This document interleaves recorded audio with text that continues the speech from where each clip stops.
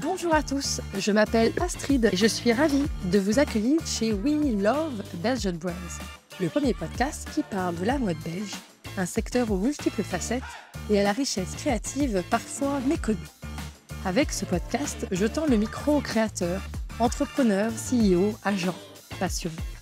Grâce à ces discussions, je souhaite rencontrer l'humain et écouter les histoires qui se cachent derrière une marque. Car réussir est toujours plus complexe qu'une belle page de pub ou un post Instagram.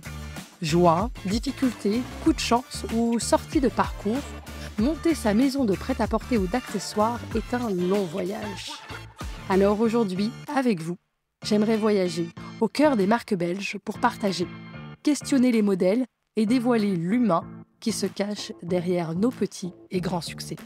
Je vous souhaite dès à présent une belle écoute. Bonjour à tous, c'est avec une grande joie que je mets à nouveau en lumière une histoire de sœurs, celle de Paola et Laura, qui se cachent derrière la marque de bijoux bruxelloise Arros. Riche d'une communauté de plus de 45 000 followers et d'une très jolie boutique à Excel, ces jeunes filles qui ne sont pas vieilles du tout avancent vite, la tête bien accrochée, et elles n'ont pas froid aux yeux, ni la langue dans leur poche d'ailleurs. Sur Instagram, elles communiquent avec clarté et transparence, elles dévoilent leurs croquis, leurs sources d'inspiration, mais aussi leur réalité, semée parfois de difficultés. Elles ont déjà plusieurs collabs à leurs arcs, Denise à table, Belle Rose ou encore Bonjour Georges et Septem. Captivées par tout ce qui brille depuis leur plus jeunes âges, les sœurs Solé, de leur nom de famille, aiment créer des bijoux, passionnées par les détails. On peut lire sur leur site que tout est susceptible de faire germer le premier trait de la prochaine collection Arros. Un voyage, un gris-gris ancien, un dessin ou un presque rien. Alors aujourd'hui, à mon micro, j'aimerais connaître les secrets de cette marque qui a déjà presque tout. Bonjour les filles, bonjour Paola et Laura. Salut Astrid. Alors j'aime bien commencer mes interviews avec cette question un peu générale, qui êtes-vous? Mais plus précisément, je pose toujours cette question. Que rêviez-vous faire quand vous étiez enfant? Est-ce que déjà la création et les bijoux, ça vous faisait rêver comme métier? Alors moi je suis Laura, Ouais. j'ai 34 ans et je suis donc la co-créatrice de Arros. Petite, c'est très difficile comme question. Ouais. Enfant. Déjà moi j'adorais dessiner, j'adorais bricoler, dessiner. Donc, je pense que j'étais plus tournée vers un métier d'art.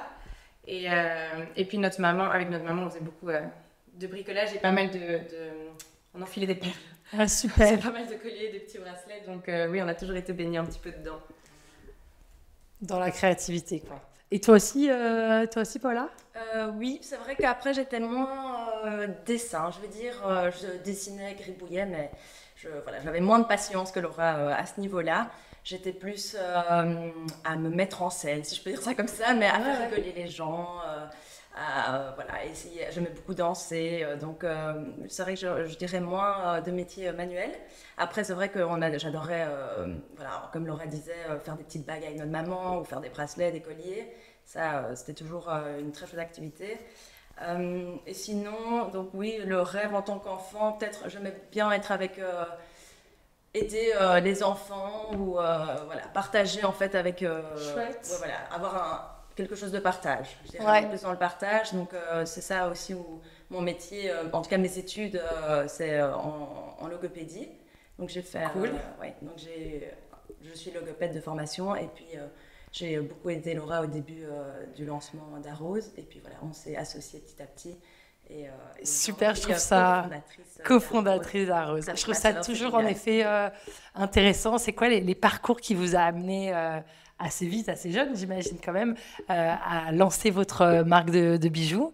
Qu'est-ce que vous avez fait avant? Alors, pour ma part, moi j'ai d'abord fait des études de marketing. Je ne savais pas trop ce que je voulais faire, j'étais complètement perdue. Et donc j'ai fait des études de marketing en me disant que ça m'ouvrirait plusieurs portes. De là, je suis partie faire un Erasmus à Barcelone et donc j'ai jamais voulu partir. J'ai travaillé 2 ans là-bas pour l'entreprise Mango. Ah ouais. Mais je rêvais de rentrer dans le département marketing et j'ai pas réussi. Donc j'ai travaillé beaucoup en finance pour Mango. j'avais une place chez eux, donc j'étais déjà cool. très contente. Ouais.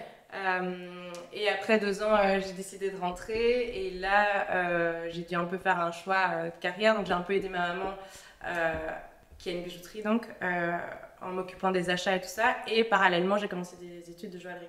Ah. Et du coup, c'est là que m'est venue l'envie de créer justement un site en ligne. Pour vendre les bijoux de ta maman? En fait, à la base, donc, elle avait ce magasin qui était un multimarque. Moi, je m'occupais des achats et c'était le début d'Instagram.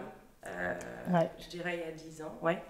Enfin, en tout cas, de ce que moi j'ai connu. Donc, j'ai commencé il y a 10 ans en me disant je crée un compte Instagram, je publie les looks bijoux et qui me plaisaient en fait et les marques qui me plaisaient. Chouette. En espérant plutôt ramener des gens et tout ça. Et je me suis dit, c'était un peu mignon, je trouve à l'époque, mais je me suis dit, à partir du moment où j'atteins 1000 followers, je crée un site en ligne et je serai susceptible de vendre à ces personnes-là, quoi. D'accord. Et donc, parce que ta maman n'avait que sa boutique physique pour vendre. Ouais. Ouais. Et donc, à la base, c'était ça. Et j'ai eu envie de créer justement ce site en ligne en mettant en lumière un peu les pièces qui me plaisaient à moi. Ouais. Parce que j'aimais bien les looks. En faisant ta sélection. Voilà, ma sélection. Ouais, chouette. Et donc, j'ai créé ce site que j'avais appelé à l'époque Zora by Elle, puisque la bijouterie s'appelait Zora, et donc Zora by Elle, qui reprenait que mes sélections. Et c'est là où Pao, justement, passait pas mal de temps à m'aider, parce que même si c'était un petit site à l'époque, ça a quand même démarré assez bien, on vendait. Cool. Grâce à Instagram, en fait. Instagram permettait de créer du trafic vers ton site internet. À l'époque, les pages Facebook, non, plus du tout, mais c'est vrai qu'à l'époque, les pages Facebook bien sûr. amenaient pas mal de monde. Bien sûr. On était directement à faire des photos, donc on faisait tout, de A à Z. Dans le salon de nos parents, à faire des photos. Et à l'époque, on vendait pas encore via Instagram. Non, du tout. Du tout. Donc Instagram, c'était vraiment une vitrine jolie où vous vous souciez de l'esthétique et des photos. Cool. Il y avait du texte déjà ? Il y avait du texte, mais c'était beaucoup plus... je dirais que c'était limite beaucoup plus vendeur, parce que j'allais mettre vraiment une sélection avec mon poignet, une photo avec mon poignet où il y avait 10 bracelets. Et donc, j'allais mettre, je pense, le nom de tous les bracelets, limite peut-être le prix. Donc, on ne vendait pas, mais c'était un peu la vitrine digitale, quoi. Bien sûr. Ça permettait de ramener des gens dans le magasin et sur l'e-shop. Et votre maman, elle continue de faire ça ? Pas du tout. Pas du tout. Enfin, si, elle a toujours son magasin. Ouais. Mais la partie online, en fait, nous, ça a commencé à prendre un petit peu plus d'ampleur. Ouais. Donc, Pao m'aidait pas mal. Et c'est là où s'est posé la question de... il fallait investir de l'argent si on voulait... Il fallait investir dans le site si on voulait que ça prenne et que ça démarre. Ma maman, qui est associée avec une de ses très bonnes amies, elles sont aussi d'une autre génération et donc elles ne voyaient pas trop l'intérêt d'investir de l'argent là-dedans, alors que leur boutique fonctionnait très bien, tu vois. Ouais. Et du coup, c'est là où on s'est un peu dit, c'est le moment de prendre un peu mon envol, de moi prendre cette partie-là et de démarrer quelque chose de nouveau. En te disant que tu allais créer ta propre marque et tes propres créations. Non, là, pas encore. Là, j'étais vraiment en me disant, je crée un multimarque en ligne. Oui, c'est ça. Avec mes sélections, mais c'était pas encore mes créations, quoi. D'accord. C'était mes sélections. Ça paraît...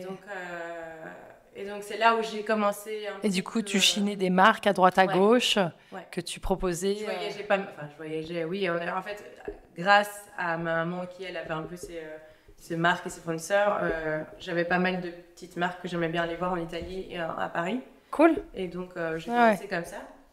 Et c'est là où toi tu m'as rejoint, je crois, plus ou moins. En 2016, je crois, plus ou moins. Ouais, déjà un peu avant. Moi, je crois qu'en 2013, j'ai commencé toute seule, à mon compte. Oui. Et puis moi, je t'ai rejoint, je dirais, 1 ou 2 ans après, plus tard. Quoi. Et du coup, tu n'as jamais travaillé en tant que logopède ? Si, justement. Ah si, quand même. Oui. D'accord. Je viens d'arrêter l'année passée, mais sinon, j'ai diminué mes heures en fait petit à petit. Et, mais c'était en vrai. Fait, ce qui était bien aussi, c'est que comme c'était des horaires d'école, je finissais à 3h30, 4h, parce que je travaillais dans une école, et donc après l'après-midi, alors là j'avais le temps pour travailler avec Lou sur le développement du shop, sur les photos. Donc c'est super chouette, super complémentaire. Dans le salon de nos parents, donc c'était chouette, c'était vraiment 2 choses complètement différentes.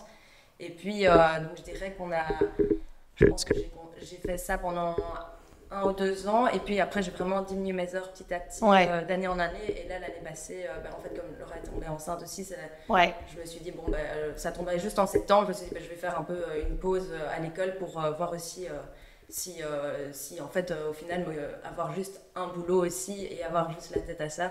Ça me permet aussi de plus aussi développer mon business. Et tu es contente de ce choix? Oui, hyper contente. Donc là, tu reprends pas en septembre là, prochain? Non. Je suis très contente. Ah, c'est chouette, c'est un choix de carrière, un choix de vie différent aussi, d'être 100% dans la boîte familiale. C'est cool. C'est cool de travailler entre sœurs? Oui, c'est génial. Ouais, j'imagine. C'est très facile. C'est facile, c'est vrai? Oui, vraiment. Et d'année en année, on voit aussi que c'est de plus en plus facile en fait. On sait qu'on va se dire les choses, on sait on sait aussi la réaction de l'autre, comment les choses vont un peu se passer. Donc je trouve que c'est assez. Enfin, moi j'aurais pas voulu autre chose en fait. Enfin vraiment quoi. Je trouve que c'est avec ma sœur, c'est le plus simple. En fait, on se connaît tellement bien que. Ouais, mais se connaître bien, c'est évidemment un atout. Mais sur la sphère professionnelle, je trouve que c'est encore un autre. Après, notre personnalité. Ça, je suis d'accord, mais après, je trouve que c'est peut-être aussi notre relation, mais depuis petite, on a toujours eu une super chouette relation. On a toujours été très proches. Je crois que nos parents ont fait ça aussi. On a toujours Vous avez joué ensemble. Non. Mais c'est vrai que les 3 ans de différence d'âge se sont jamais ressentis. Peut-être à une période, je dirais, entre les 15 et 18 ou 15 et 20, tout est un peu plus. T'es la petite sœur et je suis la grande sœur. Mais sinon, on a toujours joué ensemble, on a toujours été très proches. Donc ça s'est un peu fait... Et votre maman, elle est impliquée là, dans votre business à l'heure d'aujourd'hui? Elle regarde vos créations, vous lui montrez comme une maman, quoi. C'est vrai, voilà. Mais pas plus que ça, enfin, je dirais. Non, pas, non, mais c'est vraiment, elle va porter tous nos bijoux, elle adore. Et c'est un peu... on en parlera plus tard, mais c'est comme je te disais, c'est le seul revendeur aujourd'hui d'Arose. Oui, c'est ça, elle revend. Elle adore notre marque, donc c'est la seule qui a un peu notre marque chez elle. Oui. Mais oui, voilà. Et elle le revend bien par rapport à ses autres marques? Bien sûr. Bien sûr, c'est clair. Elle est ambassadrice. Elle doit être tellement fière. Elle explique l'histoire de ces petites filles. Non, elle est trop contente. Ouais, c'est chouette. C'est chouette. Super. Et donc, du coup, quelle année la naissance d'Arose, tu dirais? Arose, vous aurez Arose. Oui, c'est vrai. Alors, combien de temps tu as eu la boutique multimarque avant de vraiment te dire non, mais en fait, moi, j'ai les capacités, l'envie de proposer à la vente des choses que moi-même je ferais, accompagnée en plus de ma sœur Paola. Je pense que donc en 2013, c'était Zora by Elle, et puis on a eu en 2016, on a vraiment créé la société ensemble. Là, c'était toujours Zora by Elle pendant, je dirais, quand même 2 ans. Hein. Et puis, en fait, c'est posé la question petit à petit. Donc, il y avait de plus en plus de concurrence, plus en plus de marques de bijoux sur Instagram et tout. Et en fait, au final, on voyait que tout le monde faisait un peu la même chose. On achetait tous au même endroit. Il n'y avait pas mille endroits. Et a commencé à se poser la question d'origine, en fait. D'où venaient les produits? Parce qu'il y en a beaucoup où c'était made in France, made in Italie. Et au final, on se rendait compte que c'était du made in China, en fait. Donc, beaucoup de choses étaient créées en Chine, amenées à Paris, assemblées à Paris, made in France. Et puis surtout, on n'aimait plus, quand on allait acheter les bijoux, en fait, les bijoux nous plaisaient plus. Donc, très bien. En plus de ça, on savait plus trop quoi acheter parce que c'était des choses qu'on voyait un peu partout. Et donc, on s'est rendu compte qu'à ce moment-là, il fallait vraiment se différencier et proposer. Et pour nous aussi, en fait, il y avait moins de plaisir aussi à aller acheter... chez les revendeurs des bijoux en fait. Et donc là, vous vous êtes mis à créer. Toi, tu avais fait une formation, tu as dit? Oui, j'avais fait une formation de joaillerie, mais bon, voilà, je savais que j'ai adoré parce que j'ai compris la création de A à Z. Mais moi, j'ai toujours été un peu plus business et donc c'est vrai que j'avais pas spécialement la patience de me mettre derrière un établi et de créer. Je me suis rendu compte que si je voulais créer une pièce ou certaines bagues que j'ai faites, ça me prenait 8 heures. Donc voilà, c'est pas du tout le même métier, mais ça m'a permis en tout cas d'avoir un œil créatif et en tout cas complet, je veux dire, sur ce métier-là. Et du coup, comment vous vous êtes mis à créer des bijoux? Ça a été un peu... ça s'est fait un peu naturellement. J'ai une amie qui partait au Portugal pour elle, ses créations. Elle travaillait le cuir et donc elle partait chercher du cuir là-bas et d'autres choses. Et du coup, je me suis dit, tiens, je vais en même temps, on va chercher... quelques ateliers au Portugal, à Porto, voir si, je sais pas si je peux rencontrer un. Et un des premiers qui m'a répondu, avec qui j'ai hyper fort matché, on a été les voir et en fait c'est notre atelier depuis toujours. Ah waouh! Et donc c'était si facile que ça? Ah, génial. Donc c'est pas un truc qu'on avait, enfin on avait prévu de le faire, mais voilà, on savait pas trop par où commencer. Bah oui. On a eu mis seul, c'est vrai que... On a eu un peu cette chance-là où cet atelier s'est mis sur notre chemin Et tout est produit au Portugal du coup, dans cet atelier. Aujourd'hui, maintenant, on a aussi des ateliers en Espagne à Cordoue. Chouette. Et donc là, on va aussi développer un peu plus l'or dans les prochains mois. Et d'ailleurs, dans tous ces prénoms, Paola, Solé, Arose, Laura, vous êtes d'origine un peu méditerranéenne, Portugal, Espagne? Complètement méditerranéen. On a un papa italien, maman espagnole. Ah voilà. Et vous parlez ces langues? Oui, on parle espagnol parfaitement. L'italien, je le comprends, mais j'ai pas encore... Et portugais? Portugais, non, mais on comprend. En fait, une fois que tu es un peu bercé par on parle espagnol en fait avec votre atelier portugais. Ouais. Ok, ouais, non, parce que je me disais que ça pouvait être un atout à jouer, quoi, une carte à jouer évidente. Et donc là, vous avez aussi des ateliers en Espagne. Ouais. Ah ouais, c'est cool. À Cordoue. Ouais. Et vous y allez souvent, du coup? C'est beaucoup de... avant le Covid, on allait tout le temps, quoi. On allait, avant le Covid, c'est vrai 4 fois par an, je dirais. 4 fois par an. Mais là, on y va, je dirais, entre 2 à 3, 2 fois par an. Okay. Entre 1 à 3, oui, plus ou moins. Ok, ouais, parce qu'en plus, si vous les connaissez depuis longtemps, du coup, il y a des choses qui roulent. Après, en fait, on s'est rendu compte avec le Covid que ça pouvait très bien marcher sans aller sur place. Après, c'est toujours chouette, mais ils nous envoient les prototypes. Voilà, les prototypes. On fait des FaceTime, on envoie nos croquis, donc il y a beaucoup d'allers-retours, mais en soi, on peut tout faire aussi. C'est moins chouette parce que c'est quand même gai d'aller les voir sur place et de passer du temps avec eux. On a un WhatsApp en fait avec la personne avec qui on est en contact de l'atelier et en fait, voilà, on lui parle vraiment tous les jours. Je suis sûre que ça aide énormément que vous parliez espagnol. Oui. Ah oui. En fluidité de communication. Oui, en fait, on arrive à s'exprimer exactement comme on veut. Je connais des marques qui travaillent avec le Portugal et qui disent que la langue, c'est un peu une problématique parce que leur anglais est pas forcément assez fort. Pour la personne, l'anglais n'est pas non plus une langue maternelle. Donc tout le monde travaille sur une langue qui n'est pas assez fluide et ça ne facilite pas les échanges. Donc non, c'est chouette. Et c'est marrant parce qu'aujourd'hui, il y a même certaines fois quand on va s'exprimer avec eux pour certains croquis et tout, on va sortir quelques mots en portugais ou quelques mots en français. Et donc en fait, il y a certains mots qui sont restés comme ça. Et c'est des mots qui sont en portugais, en français. Et qui font c'est la langue d'Arose. Voilà. C'est la langue d'Arose et de l'atelier, quoi. Ouais, c'est cool. C'est super chouette. Et vous avez commencé avec quoi comme produit? Alors, c'est quoi les premiers produits, croquis que vous avez lancés? Justement, on est parti de notre nom de famille, donc Solé, donc le soleil. Qui est hyper joli, en italien. Soleil. Et donc, du coup, on a voulu mettre un peu, comme on voulait partir de notre histoire, donc mettre notre nom en avant. Donc, on est parti sur des croquis de soleil. Super. Voilà. Donc, on a commencé avec une petite chaîne avec un simple petit médaillon en soleil.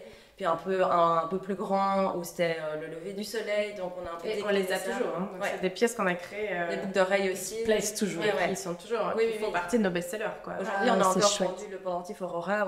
Hier, j'ai vendu le collier solaire. Hier, le collier solaire, aujourd'hui, le pendentif Aurora. Et c'est les 2 premières pièces qu'on a sorties il y a... Incroyable. Il y a maintenant 5 ans, donc c'est chouette. Et les gens connaissent viennent chez vous en disant je voudrais le Aurora. Oui, avec les noms. Donc ça, c'est aussi un peu, pas l'avantage, mais le fait d'avoir été que online. Du coup, les gens connaissent les noms des produits en fait. Et puis, si je comprends bien, pour toi, Paola, la communication, c'est ton truc en fait. Laura, pardon. Laura. Toi, t'as communiqué quoi. Toi, ça a été tout de suite. Moi, j'ai adoré. Enfin, j'ai vraiment adoré. Communiquer, mettre en avant, faire des photos, faire des photos. Moi c'était vraiment c'est une des choses que je préférais, quoi. Après est venue la création et le dessin et tout et qu'on adore toujours autant, mais c'est vrai que communiquer j'aimais beaucoup, quoi. Alors même que c'était nouveau et que personne ne le faisait et que tout le monde tâtonnait sur ça. Hein, donc c'est chouette. Mais c'est chouette parce que c'était justement un grand champ de liberté, quoi. Donc tu t'es lancé il n'y avait pas là-dedans. grand-chose. En tout cas, à l'époque, il y avait beaucoup moins de choses. Donc, c'est vrai qu'on testait. Et c'était trop gai. Ouais, c'est super. Et du coup, ça a vite bien marché. Comment ça s'est passé Ça a vite bien marché. Le compte Instagram, en fait, a très vite pris. Et du coup, ça a été Instagram et webshop. Peut-être que Facebook et Instagram. Peut-être que Facebook était avant, je ne sais plus. Mais je pense que Instagram... Il y avait aussi une patte en fait dans les photos, j'ai l'impression, où c'était beaucoup de bracelets, plein de bracelets sur un poignet. Et donc, voilà, on les prenait toujours d'en haut. Et donc, c'était faire des mix and match avec des bracelets, les mélanger. Mais c'était toujours un peu le même style de photo, en fait. Ouais. Que ce soit les bagues ou les bracelets, mais on avait toujours notre patte. Et donc, il y avait genre 10 bracelets. Et c'était toujours un peu le même... Ouais, votre identité le même artistique, angle, quoi. notre identité. Ouais. Et alors, oui, gros et boom. ça a pris petit à petit. Ouais. Et on a eu un gros boom.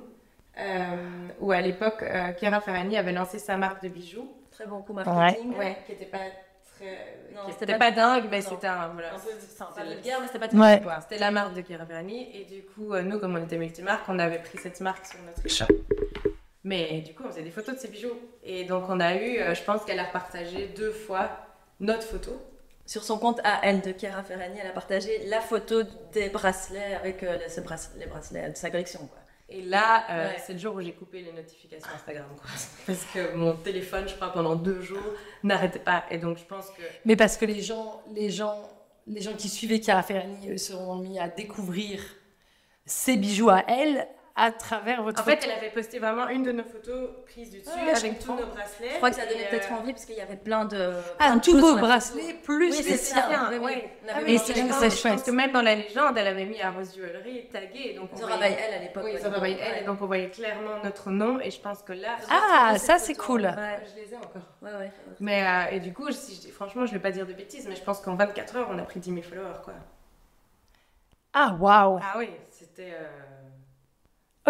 Ok, ça a été le game changer, quoi. le game changer. Et ça a créé des ventes? Oui, ça a créé des ventes, pas autant. Je crois que ça a surtout créé une notoriété. Ok. Ça a créé 10 000 ventes. Et alors des followers italiens? Parce qu'elle, j'imagine qu'elle a une grosse communauté Beaucoup d'Italiens, mais de tout, parce qu'elle a quand Ouais, même bien une sûr. communauté Eh, française. elle a une immense. communauté, Ouais. de tout. On est sur des millions, Ouais, c'est Américaine, une des plus grosses. Des ventes. Oui, aux États-Unis, enfin, on a eu des ventes au Japon, donc Ouais. je sais pas si c'était elle, mais oui, à l'époque, Ok, la chouette. vie, elle y a été pour quelque chose. Quoi. Ah ouais, chouette. Bah oui, rigolo. Ouais. Rigolo. Et du coup, Comme une quoi, fois c'est que incroyable. t'as quand même ce nombre de followers, bah t'es un peu parti, quoi. T'as envie Ouais. d'y aller. Enfin, Ouais, tu tout vois, à fait. Ouais. Tu dis, il y a des gens qui nous suivent, il faut leur proposer des choses. Ouais. Et donc, du coup, vous avez. Parce qu'aujourd'hui, moi, j'étais assez agréablement surprise de la quantité de références que vous avez. Vous êtes présente sur toutes les catégories. Ouais. C'est ça. Et vous avez dû mettre ça en place, j'imagine, au fur et à mesure. Comment ça s'est passé? Bah, au début, parce qu'en fait, on a aussi, quand on est devenu à Rose, on a déménagé. Oui, racontez ça. Comment vous êtes passé de ça? Je trouve ça intéressant. On a trouvé en fait un nouvel espace, un nouvel endroit où on allait. Mais à l'époque, il faut reprendre au début, c'est qu'à l'époque, on avait des bureaux. Oui, et même avant d'avoir les bureaux, c'est comme ça aussi, je crois que ça fait partie aussi de la notoriété, mais à l'époque, on faisait beaucoup de pop-up stores. Oui, Et donc, bien sans sûr. avoir vraiment de bureau, on était encore chez nos parents et tout ça, mais on a commencé à faire des pop-up stores dans Bruxelles, mais un peu à droite à gauche, et donc je pense que tu te fais aussi connaître comme ça. Et puis, on a eu des bureaux Au Châtelain. Où on y est resté 2 ans. Ouais, on avait les bureaux derrière et un espace de vente. Et puis Commercial, ouais. Ouais, sur rendez-vous, ou parfois on ouvrait Oui, comme c'était- aujourd'hui. C'était Ouais. vraiment caché. En fait. Oui, c'était caché, on voyait pas du tout. Ouais, c'était D'accord. un bureau un peu arrière-maison, et donc on faisait que ce rendez-vous où on faisait des événements. Et puis on s'est fait cambrioler Oui. 2 fois, et donc là on s'est dit on n'était plus à l'aise en fait. Ah ouais, ça je comprends. Même avec le voisinage, enfin, il y avait des choses un peu bizarres, donc voilà, on préférait partir. Et puis on a trouvé un bien à vendre par hasard en fait, Ok. un ancien antiquaire. Ah, Et génial. donc voilà, Au Châtelain au aussi. Châtelain, sur un Ok. point, donc super bien. Ok. Super Et bien c'est là où placé. vous êtes aujourd'hui. Et c'est là où on est aujourd'hui. Ouais, Et donc un on s'était super dit, espace. ouais, oui, on est super contente. Et donc du coup on s'était dit, ben, quand on va déménager, autant en profiter aussi pour changer le nom. Donc Zora by Elle à Rose. Donc changer aussi Ouais, juste ouais, laisser différents miroir, quoi. ouais, voilà. Ouais. Et pour garder quand même aussi cette idée visuelle que les gens ne se perdent pas trop, on s'était dit on va pas changer non plus. Oui, c'est jamais facile de changer de nom, hein. C'est toujours un peu un challenge. Donc là, Zora à Rose, ok, super. Et donc en fait pendant je reviens en arrière, mais quand on s'est fait cambrioler, on venait de commencer de créer en fait, donc on avait 2-3 pièces déjà de notre collection, donc qu'on dessinait nous. Et après on s'est dit ben voilà, maintenant on va dans un nouvel endroit, on a un nouvel e-shop aussi qui allait sortir, et donc là on s'est posé la question, est-ce qu'on continue d'acheter chez les revendeurs et on crée, oui. ou bien on arrête avec nos revendeurs et on crée à 100%. Donc c'était quand même un challenge aussi parce que Absolument. sur l'e-shop, il fallait qu'on ait des références, quoi. On voulait, comme c'est un nouvel e-shop, on s'est dit ben, il faut vraiment que ce soit neuf. Parce qu'on voyait quand même la différence entre nos bijoux qu'on dessinait nous, déjà la couleur, même l'esthétique, la pâte était complètement différente de ce qu'on achetait chez leur vendeur. Et donc là, c'est vrai qu'à ce moment-là, on s'est dit, alors, on va essayer de se dire, on fait X collier pour que quand l'e-shop sort, on doit avoir X collier, X bague, pour avoir une mini collection, une petite vitrine quand même. Et en fait, au final, comme on crée un peu, pas de l'intemporel, mais on ne suit pas spécialement des tendances. Oui, bien sûr. Du coup, comme je te disais, certaines pièces qu'on a créées il y a 5-6 ans sont toujours là aujourd'hui. Donc, tu commences peut-être avec 40 références, mais là, aujourd'hui, on en a 400. Quoi. Ouais, c'était une de mes questions. 400 références aujourd'hui ? Waouh, c'est incroyable. Mais du coup, c'est très difficile parce qu'on doit se séparer de certaines références. Ouais, problème de stock. Parce que ça prend trop de place. Mais là, franchement, on y arrive. On a... Depuis là, on fait de plus en plus aussi, on est obligé de s'en séparer. Mais on a tellement de, tu vois, d'affect. Ouais, je comprends. Face à certaines pièces que c'est difficile de se dire, allez, celle-là, on l'enlève. Et c'est le moment où tu l'enlèves que la personne va dire, ah, mais en fait, c'est toujours comme ça, ouais. Et vous n'aviez pas besoin de la notoriété des autres marques ça aussi, j'imagine que c'est aussi ça l'intérêt parfois du multimarque, c'est, tu vois, un Chiara Ferragni, c'est d'avoir les gens qui viennent pour du Chiara Ferragni sur votre site, et puis après, ils découvrent d'autres marques, quoi. Et vous n'aviez pas eu peur de ça En fait, je pense que comme on l'a fait au début, tu vois, peut-être qu'on a amené quelques clients via certaines marques qu'on avait, mais après, au final, les gens venaient de 1 pour notre sélection, et puis de 2, on a introduit petit à petit nos pièces qui plaisaient, en fait. Donc, oui, c'est ça, en fait. Vous avez tout de suite, en tout cas relativement rapidement, été confiante sur le fait que vos créations à vous, elles apportaient vraiment quelque chose. On voyait que ça plaisait, surtout, tu vois. Donc on a continué sur ce... Et donc, c'est toi, Laura, qui crée plus que Paola ou inversement à l'heure d'aujourd'hui ? Vraiment deux. Ah, super. 50-50, on dessine toutes les deux autant. L'atelier n'a pas besoin de croquis trop, oui. Même, il ne faut pas être... pro du dessin, oui, voilà. Donc, mais c'est chouette de dire ça parce que je suis sûre qu'il y a plein de gens qui se font des montagnes de ça. C'est chouette, puis on part aussi souvent de pièces qu'on chine à droite à gauche ou bien sûr. de notre maman ou de notre grand-mère. Donc on a aussi parfois on part d'une pièce où on va on va la retravailler, on va dire voilà, ça on veut que ça soit comme ça, ça on veut que ça soit comme ça. Donc ouais, c'est chouette parce qu'aujourd'hui vous avez 400 références et je trouve que vous avez vraiment un ADN très clair. Ça fait plaisir. C'est un peu c'est un peu ce qu'on recherche, qu'on cherche, mais qu'on aime avoir en fait. Et donc c'est vrai que ça fait plaisir de savoir qu'on reconnaît notre patte. Ouais, tout à fait. Qu'on voit que c'est du à rose et on ouais, je trouve moi. Ouais, je trouve complètement. Et dans toutes les catégories de produits, ce que je trouve fort. Et alors, du coup, maintenant que vous avez une patte claire, vous avez aussi pu faire des collaborations. Qu'est-ce que ça représente pour vous en termes d'échanges humains et puis aussi en termes de notoriété ou même de chiffre d'affaires qu'est-ce que ça représente pour la marque? Notoriété en tout cas, vraiment. La plus grande ayant été Belle Rose. Belle Rose et je crois que Bonjour Georges aussi. Franchement. Puis Septem aussi. Septem c'était peut-être un peu plus longtemps, mais en fait elles ont toutes très très bien marché. Donc ça veut dire beaucoup de nouveaux followers. Oui. Un trafic nouveau sur votre page Instagram. Super. Et puis sortir de notre zone de confort aussi, je trouve que c'est... Enfin, on a l'habitude de créer à 2, tu vois. Là, par exemple, Belle Rose, on s'est retrouvés, on a dû créer à 4, tu vois. Oui, bien sûr. C'est aussi autre chose de prendre c'est un échange. autres, de mélanger, d'avoir c'est intéressant de voir comment ils travaillent aussi. Nous, ça nous a permis aussi de peut-être mieux nous organiser sur nos collections. Avant, on faisait peut-être un peu plus freestyle, pas vraiment de collection ou de... Voilà, c'était pas... On sortait des produits un peu... je dirais quelques produits tous les X mois. Et là, c'est vrai qu'avec Belle Rose, ça nous a permis en fait de partir d'un thème et de tourner autour de ce thème. Donc c'est chouette aussi parce que ça nous a appris à mieux nous organiser. Et aujourd'hui, c'est comme ça que vous fonctionnez. Vous ne travaillez pas spécialement avec des saisons ou avec du timing. Non, pas du tout. Maintenant, on essaie de sortir 2 collections par an. Vous jouez un peu sur les dates, peut-être sortir des trucs pour Noël ou pour la fête des mères. Noël quand même, mais bon, après, ça ne va pas être des pièces pour Noël. En fait, maintenant, on aime sortir 2 collections une collection par semestre, quoi, tu vois. Donc, il y en a une qui va sortir plus ou moins vers le mois d'avril et une autre qui va sortir fin octobre, début novembre. Et donc, voilà, et on joue sur 2 capsules et 2 thèmes et on tourne un peu autour de ça. Et parfois, comme là, avec Ciao Signorina qu'on a sorti au mois de mai, on a divisé en 3 drops, tu vois, donc on a sorti... Qu'est-ce que vous avez sorti La collection Ciao Signorina qui était sur Rome, tu vois. Et là, par exemple, on l'a divisé en 3, quoi. Donc, c'est ça. De mai à fin juin, on a sorti... 3 drops, ouais. Et c'est bien parce que ça crée aussi un peu des capsules, et donc du dynamisme sur Instagram. Ça, vous allez continuer ce genre de manière de... On est super contente. En tout cas, c'est facile pour l'atelier comme pour nous de mettre ça en place et je crois que ça plaît aussi aux clients. Et alors, avec l'atelier, vous créez un prototype et vous commandez tout de suite, je ne sais pas, 20 pièces, 50 pièces, 100 pièces, ou vous attendez d'avoir des commandes et d'avoir des quantités? Non, vous prenez un risque quelque part. On prend un risque. Vous vous lancez sur une... on ne va jamais prendre non plus, on ne va pas en prendre 100, quoi. On va essayer, on sait que des petites pièces qui ont un prix plus attrayant, on va peut-être en prendre un peu plus. Des grosses pièces, on va commencer peut-être par les 5 à 10 pièces, ou parfois un peu plus, ça dépend aussi. En fait, on a la chance avec notre atelier d'être vraiment, depuis le début, on est vraiment dans la confiance et tout est très facile. Donc, on n'a jamais eu un minimum de commandes.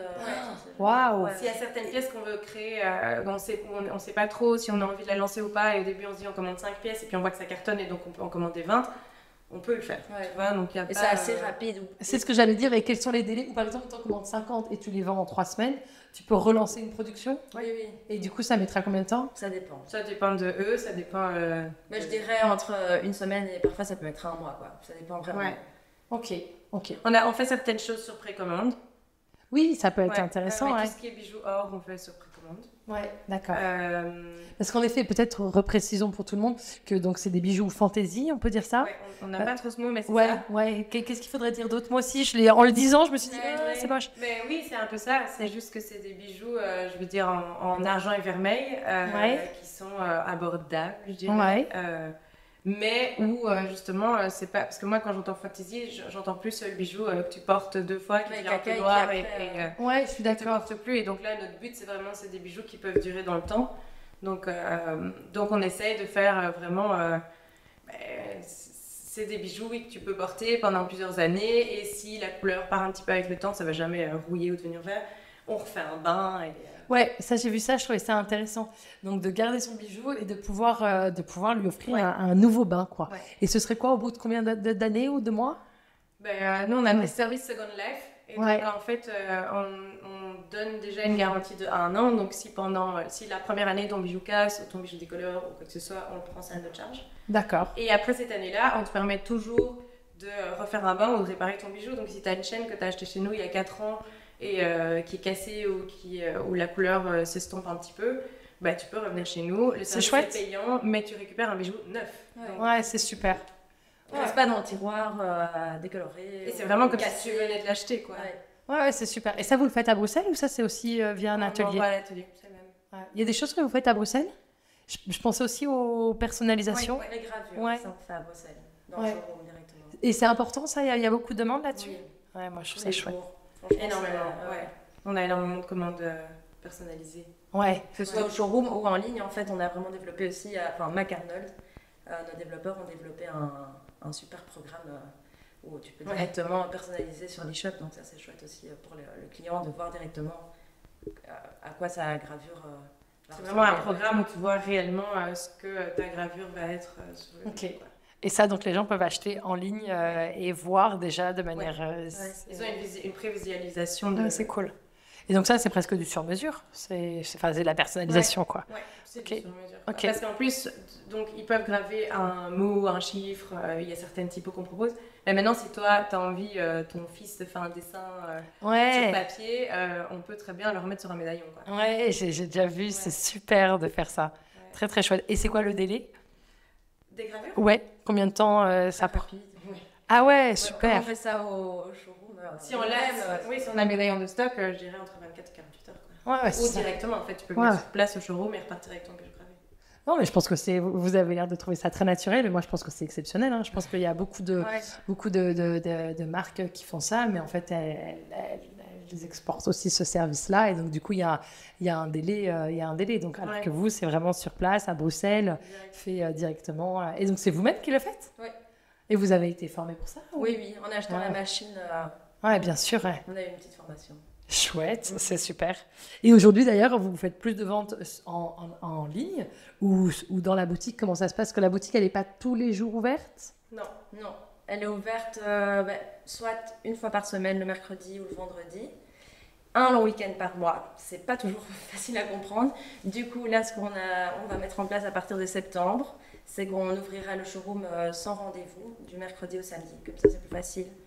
Donc, tout le temps, en fait. Donc ça, c'est aussi un grand changement. Ouais, je comprends. Ouais. Parce qu'on a toujours ouvert ce rendez-vous et voilà. Et aujourd'hui, on se rend compte qu'on a une chouette équipe qui est en place et qu'on a de la demande. Et en fait, pourquoi pas. Et donc, il faut du personnel en plus, il faut une vendeuse. On a une petite équipe pour l'instant avec qui on tourne.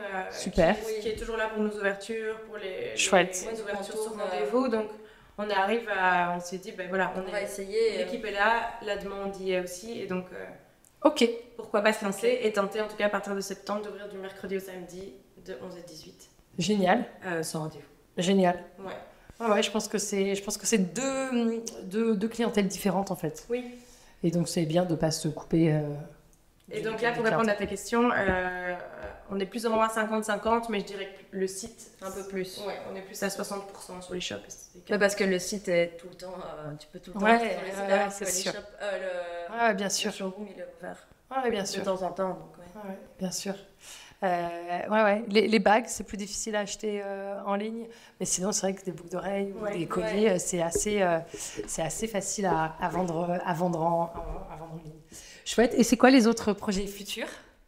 Alors, on a une très chouette collab qui arrive au mois octobre, avec une marque française qu'on aime beaucoup. Ok, on a le droit de le dire, de pas le dire. Je sais pas quand sort ton épisode. Ah octobre-novembre, j'ai envie de dire. Ouais, alors on peut donner un indice. Ouais. On peut juste dire bisous. Voilà, je pense que ça. Moi ça y est, je sais. Voilà, ça c'est un projet. Et puis la suite, on va développer aussi avec nos nouveaux ateliers en Espagne, à Cordoue, l'or. Puisque là on propose de l'or du Portugal. Super. 19 carats. Et là on va proposer, qui commence à être très très cher. Et donc là on va commencer à proposer de l'or avec les ateliers en Espagne, à mon avis, 9 ou 14 carats. Ok. Donc, qui résistent très très bien aussi au temps. Donc, voilà, bien sûr. On a envie de tester ça, comme ça le coût sera quand même un peu moindre. Et puis les gens aiment bien quand même. On aime bien aussi avoir de l'or, c'est peut-être plus. Ça change de. Plus riche, plus noble. Et, dans le temps, ça durera plus longtemps en tout cas. Donc, Et de l'or recyclé, c'est quelque chose qui pourrait vous intéresser? Oui, on essaye un maximum. Déjà avec notre atelier au Portugal, c'est ça qu'on n'a pas dit au début, mais eux, à la base, ils sont spécialisés dans tout ce qui est objet de décoration en argent. Donc, chandeliers, cadres, cadeaux de thème. Ils travaillent énormément avec les États-Unis, avec d'autres pays d'Orient et tout ça, pour et créer toutes ces grosses pièces, quoi. Ok. Donc, si tu veux, les petites collections de bijoux, c'est déjà beaucoup de chutes, Donc, eux sont très forts dans le recyclage. Très bien. Donc Génial. Ça, c'est déjà une chose qu'on aimait beaucoup. Ouais. Et beaucoup de bijoux, par exemple nos invendus et tout, on arrive toujours à réutiliser et recycler ces bijoux-là pour en créer d'autres. Donc c'est déjà une démarche qu'on a mis en place depuis le début. Et pour l'or, on va continuer sur cette même lancée-là.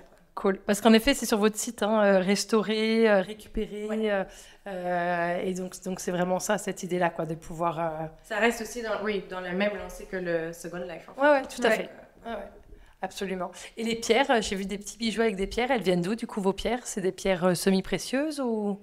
Pour l'instant, pas. Non, parce qu'à nouveau, c'est un problème de traçabilité, quoi, qu'on a. Ouais, je comprends. Et le Portugal, c'est vrai qu'ils n'arrivent pas non plus à nous donner une origine exacte ou la traçabilité sur les pierres, donc on préfère pas prendre de risques. Ouais, je comprends. Et, donc voilà, pour l'instant, c'est des zircons. Ouais. Mais on a envie de plus en plus, on regarde, on est en train de voir aussi avec Chloé Sarasola, je sais pas si tu vois, c'est une gémologue belge. Ah oui, j'en ai Yanazoa. Ouais. Et donc voilà, si un jour on fait quelque chose, je pense que ce sera avec elle. Et elle est spécialiste justement en sustainability. Elle va chercher ses pierres, quoi. Ouais, d'accord. Et donc ça pourrait être un partenariat. Oui. Enfin, voilà. Ça, c'est quelque chose qu'on aimerait mettre en place et on l'a rencontrée. Et voilà, on la connaît un peu et donc on aimerait un jour mettre en place ça avec elle. Super. Dans des projets futurs. Ouais. Et ça, c'est un coût en fait au départ, c'est ça le problème. C'est ça la problématique. C'est aussi un coût et c'est aussi, on se pose des questions, comment le faire? Est-ce qu'on fait sur demande? Ah oui, ok.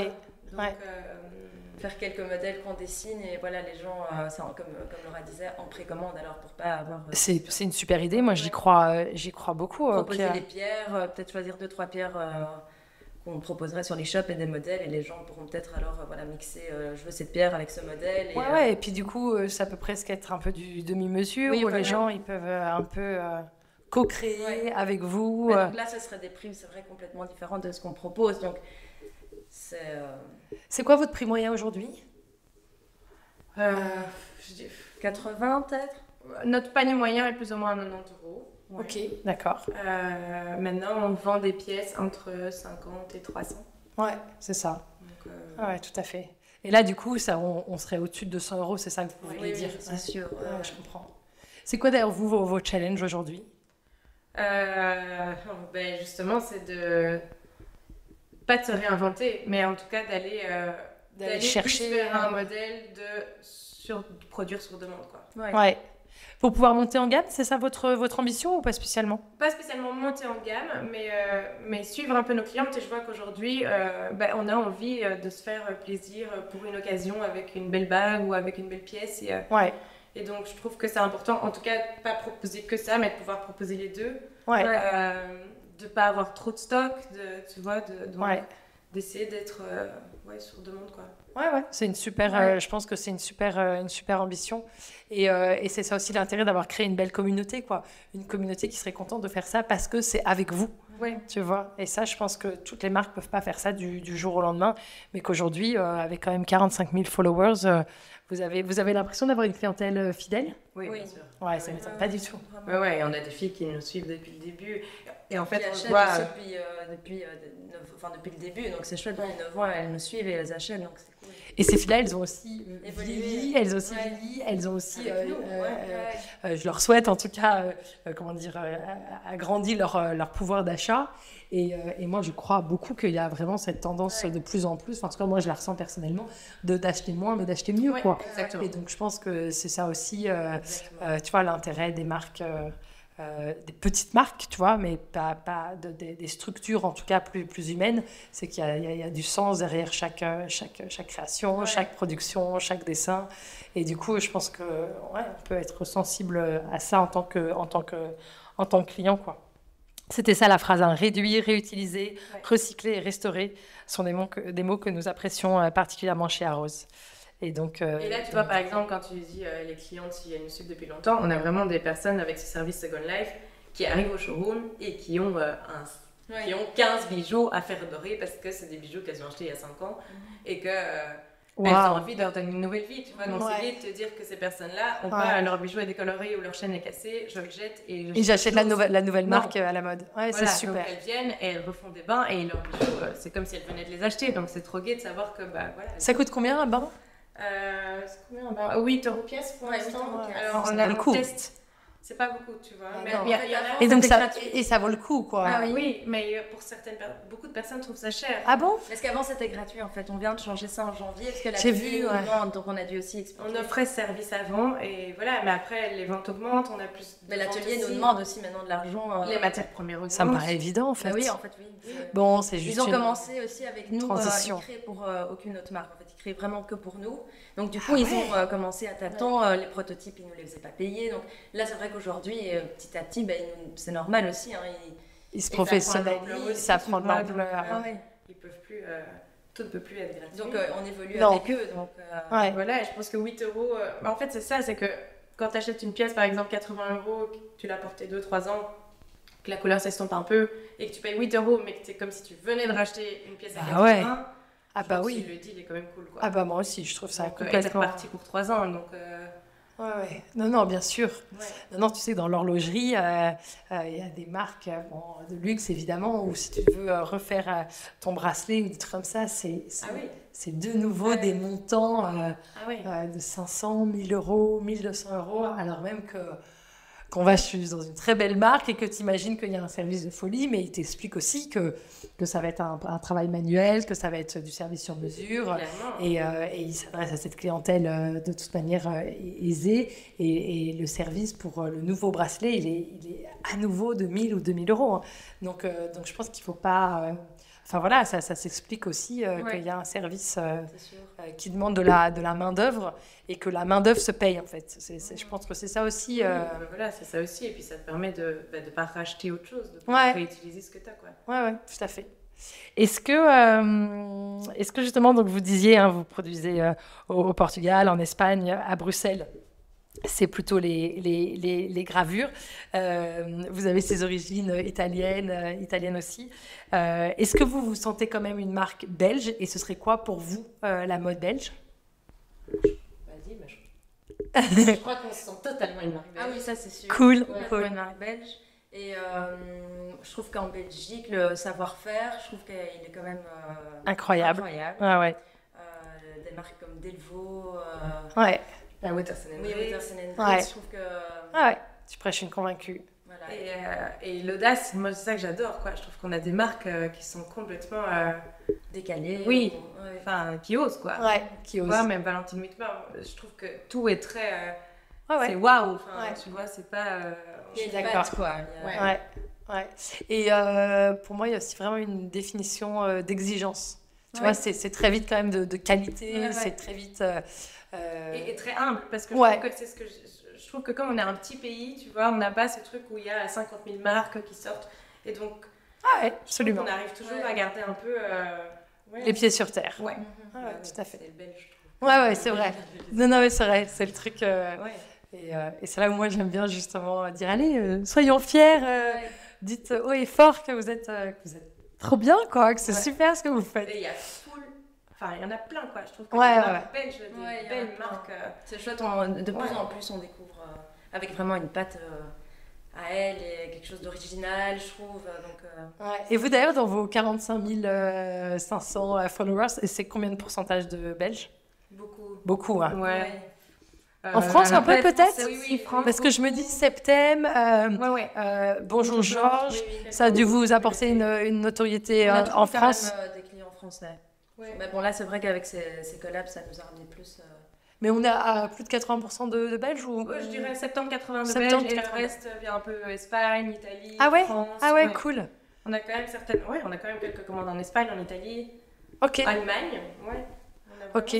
Et l'international, c'est quelque chose qui vous titille justement, d'essayer de faire grandir votre notoriété, justement, dans des pays méditerranéens ou même la France déjà, qui est juste le voisin pas très loin, et surtout avec la même langue. Ouais. Est-ce que ça c'est... on a très envie. Oui, c'est quelque chose, en fait c'est dans nos projets, mais en fait à chaque fois on se dit petit à petit, là on a envie de le bien faire. Bien sûr. Tu vois, parce que là ça va faire 10 ans l'année prochaine aussi, donc je pense que ce serait vraiment une étape de commencer... Au tout début c'était le problème des marges aussi, donc voilà, il faut voir aussi au niveau des marges si on peut aussi se permettre de faire du B2B, mais voilà, petit à petit on y arrivera. Ouais. Et ou alors je me disais, ou garder cette stratégie qui est la vôtre, qui est de faire du B2C et avec quand même une grande présence online, mais d'essayer de mieux cibler sa communication sur la France, en fait, pour stimuler des ventes online et sans forcément... Ça, oui, et peut-être même sous forme de pop-up store. Tu vois, ouais. Mais ça, c'est vrai qu'on a déjà... On aimerait bien mettre ça en place, en tout cas dans un futur assez proche. Faire un pop-up store à Paris, ça peut être très chouette. Ou dans d'autres villes, mais... tout à fait. Oui, de toucher un peu la France. Ça, c'est sûr, en fait, qu'il y a ça, en plus, en France, et qu'il y a ces boutiques de créateurs qui peuvent être en demande... Mais c'est quelque chose qu'on a envie de mettre en place, clairement. Quoi. Pas dans des bijouteries, mais plus dans des magasins un peu concept store, si je peux dire comme ça. Ouais, bien sûr. Prêt à porter, où on est avec des marques qu'on aime bien, on partage les mêmes valeurs que les marques présentes dans le magasin. Donc. Ce serait quoi d'ailleurs les valeurs d'Arose? Déjà, authentique, transparence. Familial, j'ai envie de dire. Bon, je sais pas si c'est vraiment... Si, je pense. Il y a une histoire, quoi, quelque chose de... Oui, c'est humain, quoi. C'est une petite boîte, en fait, au final. Hein. Non, mais c'est vrai, je trouve que c'est bien de le dire. Et je pense que ça... cette authenticité, on la recherche plus qu'avant, en tout cas. Et puis la durabilité, des choses, tu vois, où... Oui, de plus en plus, comme on disait, faire sur demande aussi, peut-être pour être le plus... dans une démarche en tout cas écologique, responsable. Super. Je trouve ça passionnant. C'est vraiment longue vie à Arose. Je vous souhaite de grandir, de grandir encore et encore. Est-ce que vous avez quelque chose que vous voulez rajouter, quelque chose que vous voulez, je sais pas, raconter Je pense qu'on a dit beaucoup. Ouais. On parlait, je sais pas comment ça se Ouais, on arrive à 48 minutes. Mais non, mais déjà, moi, oui, je te dis à toi, bravo, parce que c'est cool. Ah bah c'est gentil. C'est vrai, c'est cool C'était de le premier découvrir. podcast. Ah voilà. C'est chouette. C'est chouette de découvrir d'autres marques et de, Ouais, et c'est de ça l'idée. promouvoir tout ce qui est marque belge Ouais. et designer belge. Ouais. Bah écoute, en tout cas, ça me tient à cœur et j'adore ce que vous faites en plus. Donc, c'est toujours chouette quand on peut mettre en lumière des beaux projets. Merci. Donc, super. Bah écoutez, merci à vous. C'était mon premier podcast à deux, enfin à trois du coup. Ouais. Mais voilà, je pense que le temps de parole a été bien réparti entre la grande sœur et La petite sœur. Mais voilà, merci à toutes les deux. Et puis alors, Merci à beaucoup d'avoir écouté cet épisode jusqu'au bout. J'espère qu'il vous a plu. Et si c'est le cas, je vous invite à le partager et à le noter de 5 étoiles, car ça m'aidera beaucoup à le faire gagner en visibilité. Si vous avez des personnes à me proposer, des projets à mettre en lumière, des questions à poser, n'hésitez pas à me retrouver sur ma page Instagram, oui_love_Belgian_brands. Et je vous dis à dans 15 jours pour un prochain épisode.